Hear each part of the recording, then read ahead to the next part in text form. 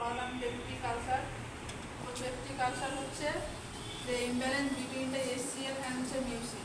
Peptic আলসারটা তখন হয় যখন হচ্ছে স্টোমাকের মধ্যে হচ্ছে যে মিউসিন আর হচ্ছে এসসিএলের মধ্যে যখন ইমব্যালেন্স হয়। ইমব্যালেন্সের পরে কী হয়, যে disturbance in the continuity of the mucosal layer. যখন ডিস্টারবেন্স হয়, সিক্রেশন যখন বেড়ে যায় এসসিএল, তখন হচ্ছে যে আমাদের স্টোমাকের যে মাসাল লেয়ার থাকে, মাসাল লেয়ার ফার্স্ট লেয়ার যেটা থাকে হচ্ছে মিউকোজাল লেয়ার, সেটা কী করে ডিস্টারবেন্স করে, মানে ভেঙে দেয়। এটাই হচ্ছে পেপটিক আলসার।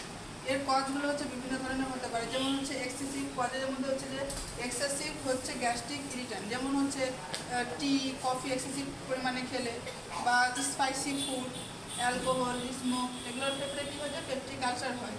বা হচ্ছে বার্ন পেশেন্টের ক্ষেত্রে হচ্ছে যে ফ্লুইড ভলিউম ডেফিসিট হয়, বা ফ্লুইড ভলিউম ডেফিসিট মানে হচ্ছে ফ্লুইডের পরিমাণটা ইমব্যালেন্স হয়। তখন কী হয়, জিআইয়ের হচ্ছে যে ব্লাড সাপ্লাইটা হয় তখন ঠিক মতো হয় না, এর ফলে আলসার হয়।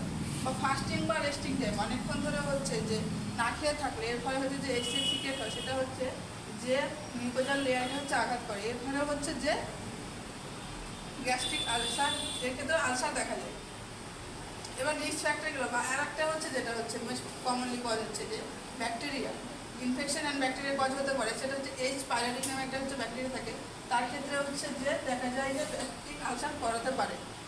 রিস্ক ফ্যাক্টর হচ্ছে যে ফ্যামিলি হিস্ট্রিতে যদি কারো থাকে তাহলে হতে পারে, বা স্ট্রেস এক্সেসিভ পরিমাণে হচ্ছে স্ট্রেস করলে হচ্ছে প্যারাসিম্পথেটিক নার্ভ হচ্ছে অ্যাক্টিভেশন হয়, এর ফলে হচ্ছে আলসার হয়।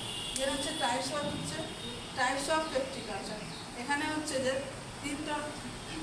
Three types of peptic ulcer হয়, যেমন হচ্ছে oesophageal peptic ulcer, gastric peptic ulcer আর হচ্ছে ডিউডিনাল পেপটিক আলসার।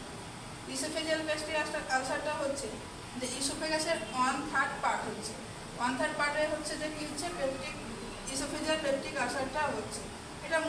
এটা হচ্ছে বেশিরভাগই দেখা যায় কমন হচ্ছে, এটা হচ্ছে এসসিএল রিগার্ডিটিসের জন্য হয়।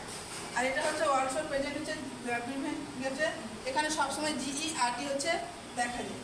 দেন হচ্ছে গ্যাস্ট্রিক আলসারটা হয় যে আমাদের স্টোমাক আছে, স্টোমাকের হচ্ছে যে পার্ট থাকে কার্ডিয়াক, ফান্ডাস, দেন হচ্ছে বডি আর হচ্ছে পাইলোরাস পার্টে বেশি হচ্ছে যে দেখা যায় গ্যাস্ট্রিক আলসারটা। এটা হয় যে লেসার কার্ভেচার পয়েন্টে, এই জায়গাটাতে বেশি হচ্ছে দেখা যায়, লেসার কার্ভেচার পয়েন্টে হচ্ছে বেশি গ্যাস্ট্রিক আলসার দেখা যায়। এটা মোস্ট কমনলি দেখা যায় 15% হয়, যেমন হচ্ছে ওল্ড পিপুল, যারা হচ্ছে যে বয়স্ক লোক তাদের ক্ষেত্রে দেখা যায়, বা হচ্ছে যে এক্সেসিভ যে কারণগুলো বলেছিলাম এক্সেসিভ ইরিটেন্ট করাতে, যেমন কফি টি এগুলো খেলে হয়।